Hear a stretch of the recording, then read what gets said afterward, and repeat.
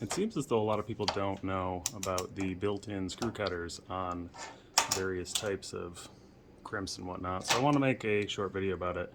I've heard a lot of people talking about their pliers failing after trying to cut screws. Now these I have for an example of some very cheap ones. Like I think these came free with some crimps. Like this is a problem that most people I think run into and then figure that these are just worthless. I keep these just because they're funny.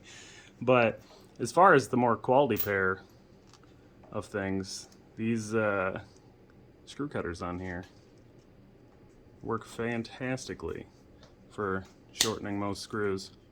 This one's a 632. I've had these since the 90s. These have cut more screws than I can remember, but these are a bit loose now. The joint in these has really started to fail. I don't even know where these came from, but I think that they're from probably the 80s. The joint in these is just like it's brand new. There's no wiggle in it at all. These have also cut a lot of screws. I keep both these in my electrical kit. The majority of the use on these, believe it or not, is actually on kitchen cabinet hardware for me. It's not every day that you need to cut some screws doing the stuff that I do, but the kitchen cabinet knobs, it always seems like the screws are constantly about a 32nd of an inch too long. So when you tighten them all the way down, the knob still spins free in the cabinet door, and that's no good. Nobody likes that. So you always end up having to just take just a little bit off. It's a 1032.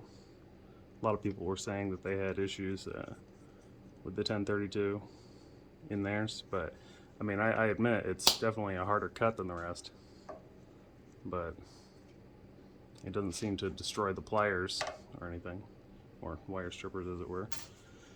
The utility of these is just fantastic. You can see the slight amount of wear there where it's sheared off the screws, but hinge is still tight. Screws come out with their threads chased and looking great, ready to be threaded into whatever they go to.